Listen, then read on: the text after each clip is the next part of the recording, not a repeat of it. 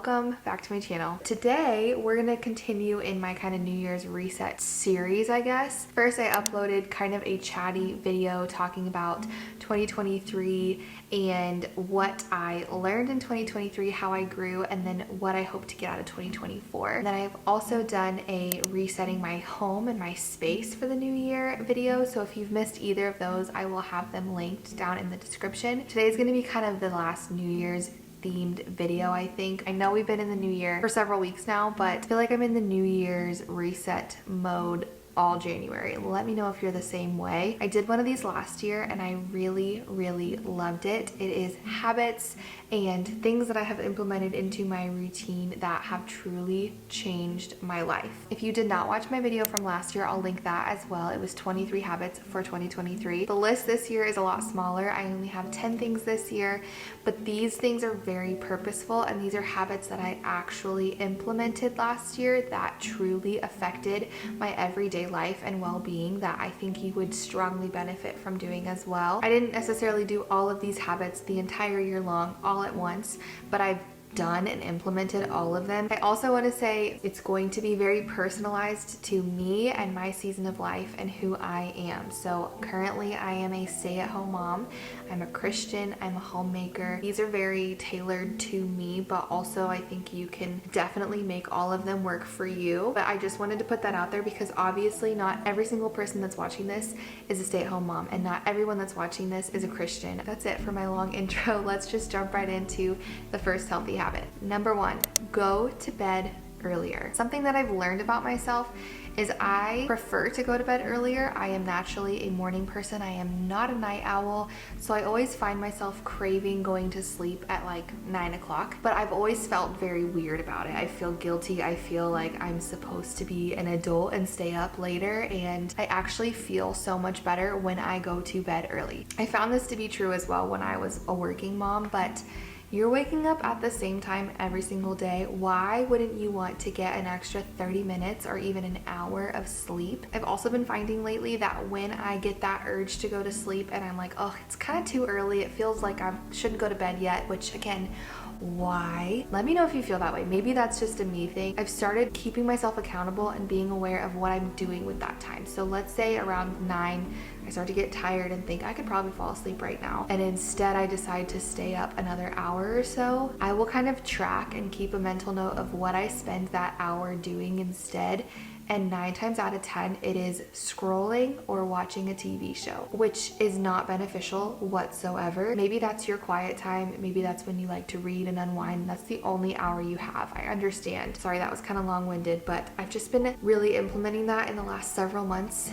When my body tells me I'm tired, I'm gonna put my phone away. I'm gonna stop scrolling an extra 30 minutes and just go to sleep, and it always pays off. This is kind of a broad healthy habit. Learn how to manage your money better. If you don't already have some kind of budget in place, whether it's on paper, whether it's on an app, a spreadsheet, I challenge you this year to get one and to start implementing the habit of tracking what you're spending your money on. We are living in such a overspending consumerism society that it is so normal to drive yourself to a coffee shop and spend $7, $8, $9, $10 on a single cup of coffee, which is absurd. Like, I think because of inflation and just because of our society and Starbucks, and if you stop to think about it, spending $8 for a single cup of coffee is absurd. But having the habit of keeping yourself accountable and keeping track of exactly what you're spending your money on is truly life-changing,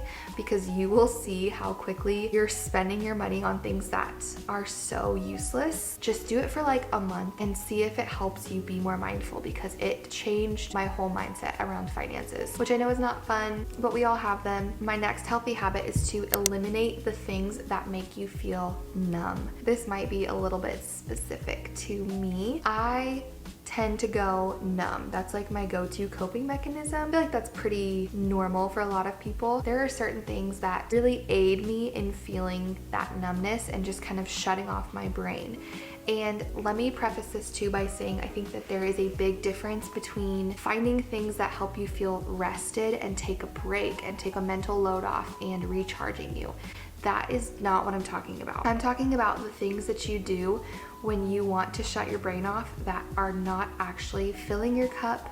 They're not making you feel rested, they're just making you feel numb. For me specifically, I learned this year that social media, and specifically TikTok, is something that makes me feel numb. I deleted the app in 2023 and I have not had it for several months because I just found that my own mental clarity was severely impacted by the app, which is so silly. I never ever left TikTok feeling rested and recharged and rejuvenated and ready to like get up and get productive and get back out there. Like I always left feeling numb, feeling like a zombie.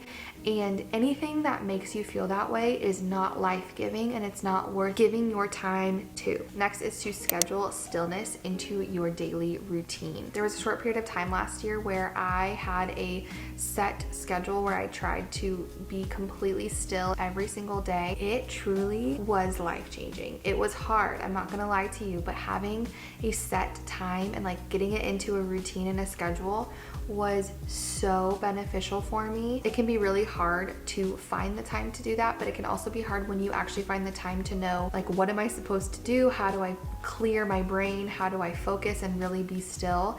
And an app that has really helped me with this is Aura, and I wanted to thank them for sponsoring today's video. This is a mindfulness and sleep app. It actually just won the Best of Apple award and it has over 7 million users. This is an all-in-one app for your well-being and your sleep habits. There is so much variety and personalization depending on what you want to get out of it. So for example, they have different meditations, different like prayers you can listen to, which I really like, or even if you just need some like calming, peaceful background music. Basically like a Spotify, but for your mind and your soul. This is the best app that I have found for mindfulness and for those still, quiet moments. You can get started with Aura completely for free using the special link at the top of the description, and the first 500 people will get a free trial plus 25% off. So thank you so much to Aura for sponsoring today's video. My next healthy habit is to develop a cleaning schedule for your home. This is nothing new. I talked about this in my healthy habits video last year. I've talked about it so many times. It literally changed my life, especially as a homemaker. It's so much better than having one giant cleaning day where you tackle everything and it takes you hours and it's such a massive clean because it's been a week. I think it's also a really healthy habit to be mindful of your space and just constantly be taking care of what's around you. I will put a screenshot of my cleaning schedule on the screen if you need some ideas, but highly recommend. My next one is to observe a Sabbath, and this comes after my cleaning schedule very intentionally because I felt like when I had one giant cleaning day every weekend, I was losing that Sabbath. This is something we kind of did in 2023. I definitely did this with things like cleaning and kind of working on even like YouTube stuff. I really tried on Sundays for that to be our Sabbath day where I really did not do any YouTube work, do any housework. I really tried to just rest and have family time. I really want to do this even more so in 2024. I know people who observe a Sabbath very seriously and they don't cook, they don't see people, they don't go anywhere, they don't do anything.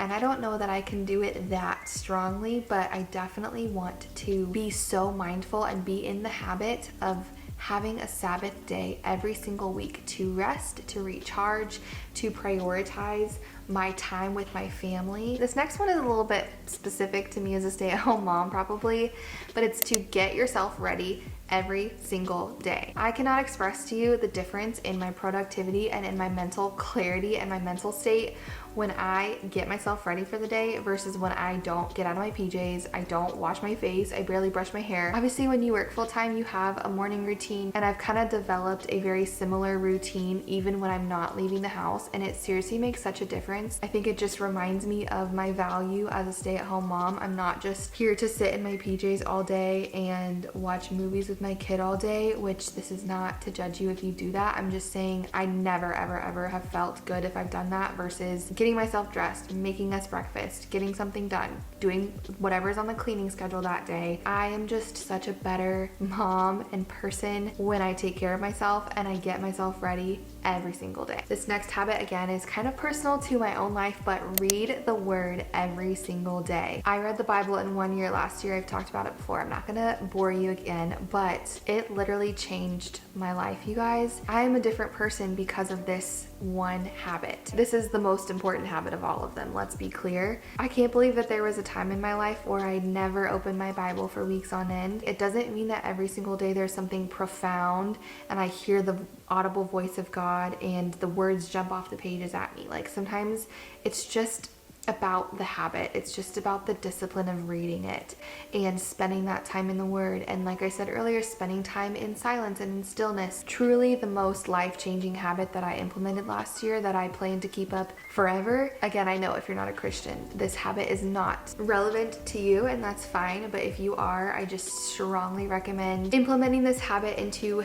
your everyday life and just testing it out. Just try it for a month and tell me how it goes. My next healthy habit is to limit screen time. Somebody asked me on Instagram recently what my opinions on screen time were, and I typed out this whole response about my own screen time, and then I realized they were asking about like what I do for my daughter. It made me laugh because I feel like we really focus on toddlers and kids' screen time. Like it's a very hot topic if you're a parent, yet we don't really talk about our own screen time. I kind of said this earlier with eliminating the things that make you feel numb and how TikTok was something that made me feel numb. Screen time in general is something that I notice really affects everything about me. I strongly notice a correlation in my mental health, my patience, my productivity, how rested I feel. It's all correlated in how much I have been watching TV or scrolling on Instagram. And that's something I've noticed this year with having the habit of really limiting my screen time, really being aware, having those timers on my apps and actually following them. You know, you can do that on the iPhone. You can have like the thing that kicks you off when you've spent over your time limit on Instagram. Okay, it's one thing to have that, and it's another thing to actually stay off Instagram after it tells you you've hit your limits. Because if you're like me, you probably just keep ignoring it. Don't ignore it. This is kind of a bonus one. I'm kind of combining my last one and this one together, but I will not get on my phone or social media before I've been in the Word for the day. That is a habit I implemented last year, and I will keep that habit for as long as I live because it just puts me in the right headspace. And very recently I've also, I think this was like the first tip, was to go to sleep earlier. I also will not let myself scroll myself to sleep. Once I'm in bed, I am done scrolling. And I'm not always perfect at this, but it's such a difference maker in my sleep, in my rest, in my mental health. Like, we just are so addicted, you guys. And again, we talk about screen time for our toddlers, but we don't talk about it for ourselves.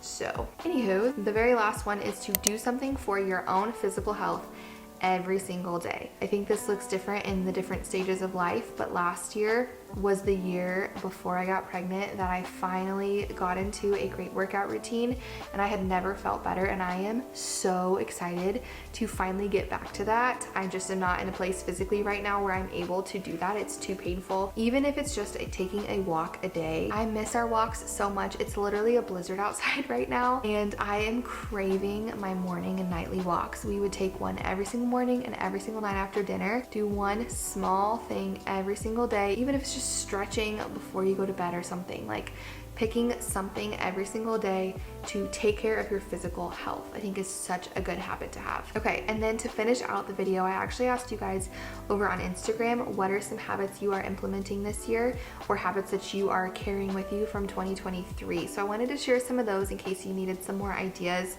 other than just the ones that I personally am doing. Starting my morning with a devotional, spending more time outside, doing the 1,000 hours outside challenge, waking up before my kids, limiting social media time, praying with my husband every night before bed, not snoozing my alarm. These are so good. Eating healthier, daily journaling, no phone in bed, yoga every day, living more minimally, walking every day, reading more books, doing a hobby that I love, observing a Sabbath, finishing every glass of water I start, read every single day. So many good ones. So I would love to hear what are some habits that you implemented last year that really truly affected your everyday life, or if there are any that we share, I would love to hear that down below as well. Don't forget to check out Aura at the top of the description box. Thank you so much for watching today's video, and I'll see you guys next time.